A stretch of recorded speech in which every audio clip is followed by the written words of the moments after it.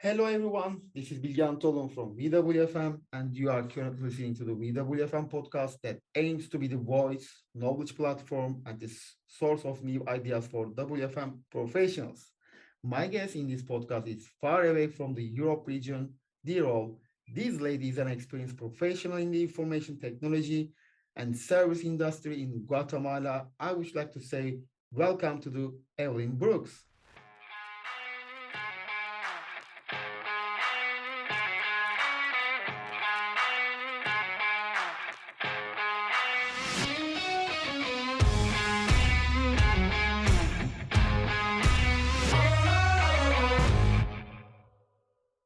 Thank you for joining us, Evelyn. How is the weather over there? How are you today?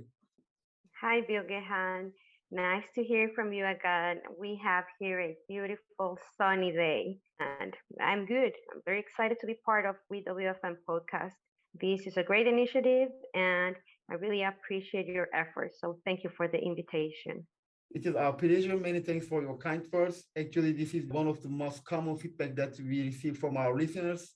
I would like you to introduce yourself a bit with your own words for the people who listen us.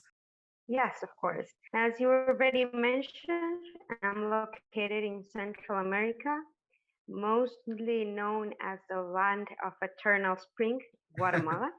I have more than 15 years of experience in workforce management and in the BPO industry.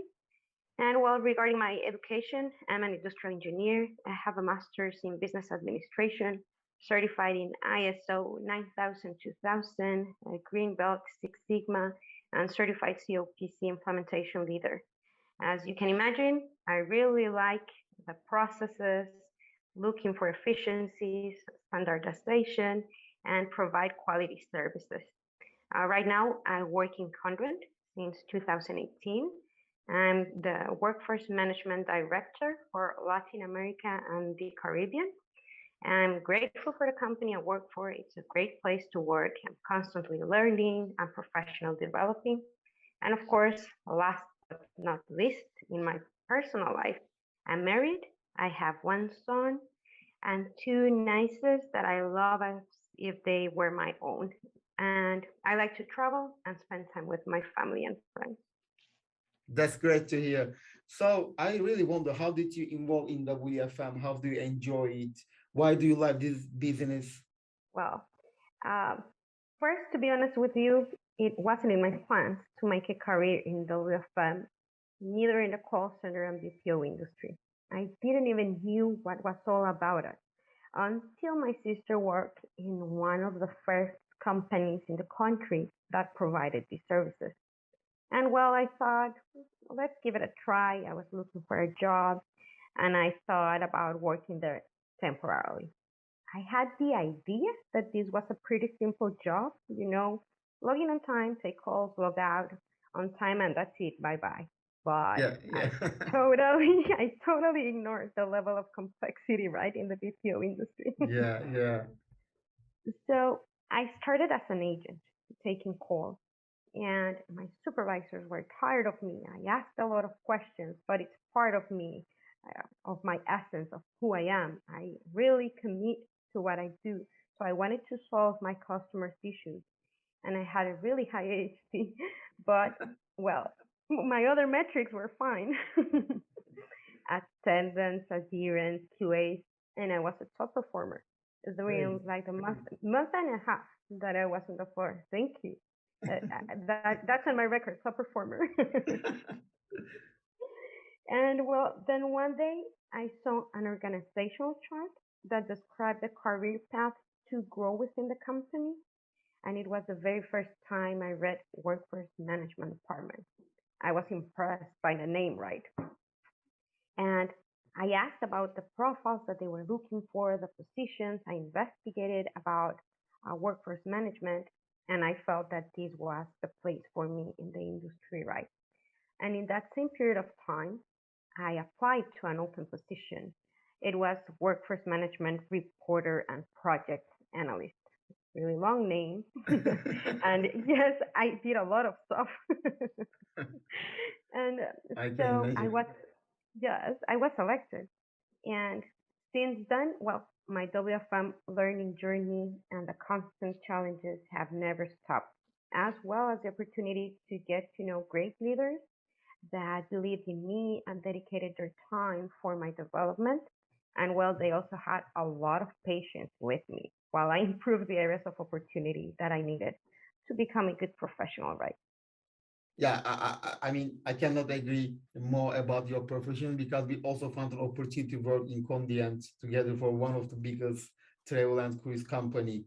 Yeah, thank you Thank for you. your answer. Yeah, and I also wonder specifically, how do you see the status of the WFM professions in your region compared to other markets like America or Europe? Well, from my personal experience, I have worked with many great WFM professionals like you in Europe, in North America, in Asia, in Latin America. And I can say that it's not about the region or country. It's about having the right person with the right skills in the right position. If they really enjoy and are passionate about what they do, we all are the same, right? Then we use the skills, knowledge, and energy to deliver an outstanding work applicable for all of us. And if you are not satisfied with the work that you do every day in your job, then it doesn't matter where are you from. At the best scenario, the outcome delivered is just what is required at the minimum, nothing more, because there is no motivation, right? Mhm. However, I do notice some differences. For example, I think that in Europe, the professionals are very process oriented and follows the instructions like 100%. After getting the clear instructions, the training, or once you deliver the proper training material that they can use because they are really autodidact persons, right?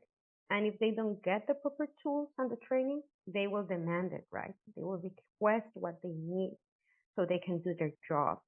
And they become subject matter experts, right? Therefore, they specialize in the position and all the related topics.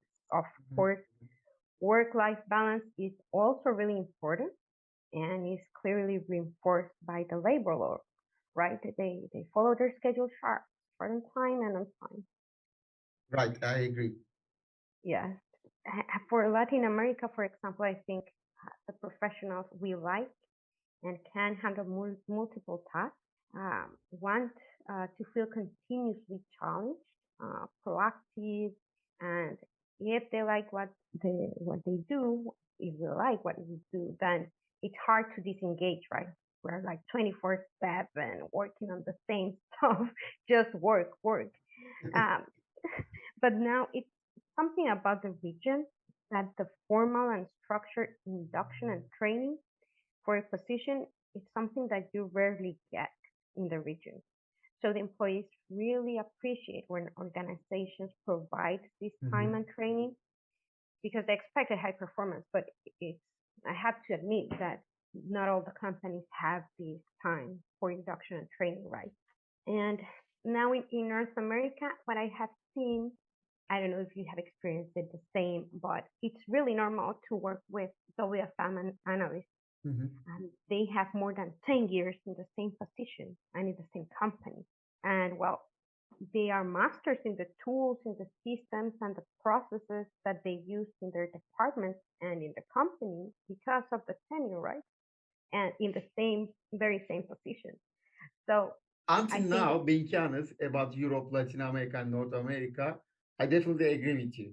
If I receive the same question, my answer will be really similar. So I really wonder about Asia because I also had an opportunity to manage an operation in Asia region. So this is what I would uh like to huh. hear from you. Yes, yes. This is what I usually um, tend to work with, right? People with a lot of years in the same position. So they know their business, right, from top to bottom. And therefore, they always have a high expectation to meet because they know all the processes of the company, right, and of their specific position. And now for Asia, I think they do need detailed instructions and directions to make the job. But once they understand all the details of the request, oh, you will get more than what you asked for and expected. Yeah. There, There are a lot of SMEs there with an extraordinary skill to deliver timely and accurately the information, right? So, and same as Latin America, or I think even worse, they can work 48 hours out of one day of 24. Yeah. Yeah, but Oh, really, really good professionals all over the place. this is really what I noticed based on my experience. And the second part of this question, then, did you notice something specific among these regions when you managed the global WFM operations during the COVID pandemic? Yes, a really hard change, right? During the pandemic, what I noticed was the tenured professionals in workforce all over the place were the most responsible or one of the most responsible departments in the BPO industry, committed and easily adapted to the change without compromising the quality of the services. And it's up to date. We are for sure one of the departments in the industry that, from my point of view, could stay permanently in remote work. And actually, a few already adapted the remote work in North America since long before the pandemic started, right? And in another country for a specific WFM position that Mhm. delivered good results, right? As far as I remember, before pandemic, there was a rapid growth in Guatemala in contact center or BPO business in the last decades. So, what are the reasons of these investments? I mean, why do you think that happened? Of the growth in Guatemala in the contact center. Yeah, just before the pandemic, because it affects all regions, but there are a lot of opportunity in Guatemala, Yeah. and yeah, there are. I mean, a lot of professionals, a lot of people who have bring your language skill. It is really amazing to see this structure. Do you have any idea why? Yes, of course. I think it continues to be an emerging country and it's rapidly growth in the country, the BPO industry, right? And we are near North America. It's a flight of just a couple of hours, depending on the US city you are located. We also have the largest population in Central America and therefore the highest amount of college graduates with a good percentage of bilingual students. Yeah, right. So, yeah, so just to give you an idea, right? 70% of workers in the labor force that is educated and young are under age 30 in the Yeah, country, yeah. right? Good. And yes, and well, this industry represents a significant opportunity of growth for the country. So business and government are fully supportive to the programs to develop English and computer skills by making language courses widely available through private academies, public universities, and other public organizations, right? And well, we are also strategically situated in the Central Standard Time Zone, and that allows for a convenient collaboration with the US based team members, right? In Mhm. comparison to other regions. And as I was telling you at the really beginning of the call, the weather. The weather is also a benefit. We didn't have extreme weather conditions that could represent a risk to deliver steady service, right? And well, last but not less important, we have good infrastructure, utilities, transportation, technology. For example, regarding electric energy services in Guatemala, we Mhm. overproduce energy and we export to other Central America countries and even Mexico. Yeah, I mean, also people, because for a good customer service, as you said before, based on the culture, the people are really nice to communicate with each other. This is also something that I noticed. But your answer is a kind of proof related to strategic decisions of a WFM operations or what kind of details are important to have a sustainable business. So this is really advantage for your country, Guatemala. All right, so it's Yes, a personal question. Which part of the WFM cycle is one of you have struggled with and why? that's a good one. Okay. I think forecasting, I have to admit, I like to map processes. I like to look for efficiencies, to review numbers, but not precisely the ones related to statistics. Simple moving average, exponential smoothing, Mm. just to mention a few, right? And then you have the really high amount of historical data and the scenarios required to get a forecast. So I have to admit that's the one that I struggle the most, and it's because I really don't like it. I am But sure I your have. forecasting skills are brilliant. Thank you, but well, I struggle with that one, and I admire and respect the team dedicated to all the planning piece of WFM. Really good for all of them because that's where everything starts. So Agree, agree, yeah. Okay, so do you have any suggestions to WFM professionals to being successful in their careers, or do you have any specific advice for for the people, especially who live in Guatemala, if they face with the opportunity? yes, well, my advice will be to take the time and think about your professional life plan. Like I told you when I initially saw the organizational chart and I had the idea, I investigated, and in my mind, I traced that track that, well, I'm grateful that I have achieved it after 15 years, but it all started with a plan, right? So I know and I will recommend for everyone to have a professional life plan, right? So, number one, set your professional goals and a realistic date to achieve them. Number two, make a self analysis of your strengths and the areas that you need to improve to achieve your goal. It's super important to accept the areas of opportunities, right? We don't know everything and we are not expected to know it all. But if we don't know something, then we can go and make use of the resources and the technology to close the gap and improve our areas of opportunity to grow. Number three, I will say listen actively to the feedback provided to you and ask for help of a mentor. Identify a mentor, right? Be receptive to the feedback provided. Take advantage of the time that is invested in you by your supervisor, the manager, to help you to improve in your professional development. Take note of them, all of the areas of opportunity to improve, and take action. That's the important piece.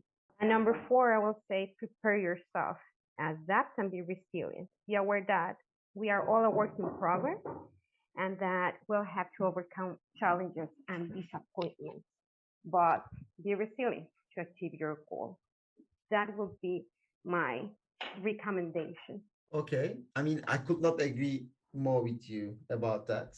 Based on my own out of curiosity, I would like to ask how the cultural difference affect the WFM metrics, like shipping cage, Turing's, or any other metrics. Is that something that you noticed before? You are responsible for the global operations at different regions. I mean, I have some idea about that per region, per culture, but I would like to listen that from you as well. Yes, of course. I think that definitely in some countries we experience higher absenteeism, parties, or unplanned non-productive activities. But also there are some labor laws, right?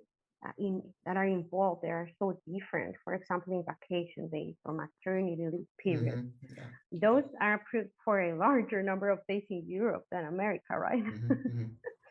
So, yes, depending on the region, the work culture, the labor laws, even the type of project line of business, right? Not the same to be invoice than chat or email, and the metrics that each one has. And the WFM tools, I think that is a key, right? The WFM tools in use for the agents to easily view their schedules, for they to know that the tool exists and for them to use it, and then for WFM teams to monitor in real time. That I think helps a lot to align no matter the region you are in, right? Because without the visibility, the shrinkage is impacted no matter the region, right? Mhm. So, can we let people know who manage this kind of global operations in your region? Is there anything that they require to consider as a specific approaching or way of approaching, especially for scheduling? Do you have any suggestion? Because cultural differences affects, and when the operations are in North America or in Latin America, the market could be another region like Europe, so it could be really beneficial for our audience. Oh, yes, definitely. And I will have that. First of all schedulers will need to know and comply with labor laws, right? To create the schedules considering each country's specific. Just to give you an example, And this is a large explanation for Guatemala, for example, Yes, please. because it's one of the more complex scheduling due to the different weekly and daily hours allowed according to the shifts assigned. So basically, if you have operations in Guatemala, you have to consider that there are three different shifts: morning shift, mixed shift, and night shift. And additionally to that, you have to consider the type of contract that the company will use, either continuous or discontinuous schedule. So it's like two parts that you have to consider before making the schedule, right? So regarding the contract type, in continuous contract, agents get 1 hour to rest, usually two breaks of 15 minutes each one, and one 30-minute lunch, where the lunch time is considered as productive time. And in a discontinuous contract, it's the same. The agent gets 1 hour lunch, but it's considered as unproductive, and it's just 1 hour lunch. They have to rest the entire hour, and it's not counted in the total week's productive hours, right? So first, define your type of contract. Then you consider the shift. In the morning shift is the one that starts at or after 6 a.m. and ends at or before 6 p.m. So the entire period of time to schedule will be from 6 a.m. to 6 p.m. And you can schedule agents to work from 40 up to 44 productive hours each week. And now the mixed shift will be any schedule when an agent works 4 hours or more during the morning shift. So it usually starts at or before 2 a.m. until before 6 a.m., right? Or ends at or before 10 p.m. And you can schedule agents to work 42 productive hours a week. And the night shift in any schedule will be where the agents work um, starting at 10 p.m. or ends at or before 2 a.m. And they only are able to work 36 productive hours each week. So it's a little bit more complicated, right? Because, for example, in Jamaica, you only have, it doesn't matter the time where the agents are working, they all work 40 weekly hours, right? But in Guatemala, you have these three shifts and two types of contracts. And well, in all shifts and contract types, the days off during the week could be one or two. So they can have 2 days off or one. And it doesn't matter the day of the week, it could be any day. Um, and neither the days off needs to be consecutive. However, in this industry, it's more appealing and it helps to TA to increase their fill rate when the agents have a good work-life balance and you provide 2 days off, if possible, consecutive, right? Yeah, yeah, of course, it's really important. Yeah. Yes, it's important to consider that we are workforce management. We see a lot of numbers, but that numbers are persons and they have a life. So we have to think about them and Of to course. secure that. And well, the employees in Guatemala are also eligible for 15 paid vacation days for each year of tenure, but they can ask for the cumulative days that they have after 150 days of continuous work and can be requested all at once or not. They can ask for the 15 days of vacations or just 5 days and then save another 5 days for another occasion. And it's really up to the employee request and the company to approve based on the review and after they determine that it won't affect the employee's peers' workload. That's according to labor law. And those are pretty much the considerations that I will say will impact a little bit more if you have operations in Guatemala. Thank you so much for this really detailed answer. I think it is really helpful for the ones who needs to hear, I think. But we are out of time, unfortunately, and massive thank you for setting aside some time and sharing your knowledge with us today. Do you have any other things to say before closing our podcast? Oh, so I would only like to thank you, Bilgahan, and all the WFM team for your time, your valuable input to the workforce management professionals, and for all the professionals in workforce management out there, thank you all for everything that you do each day. Your work don't go unnoticed for the millions of customers that we take care in the BPO industry. Thank you so much, Evelyn. You're welcome. Thank you for listening to WFM. This podcast is made and produced by André Leitão, Bilge Hentelun, Doug Carsteton, Gonçalo Gomes, and Kim Paz. If you like this show, don't forget to share it with your friends and colleagues. Visit our website, WFM.com, to find more exclusive interviews and WFM content. See you next time. All rights reserved.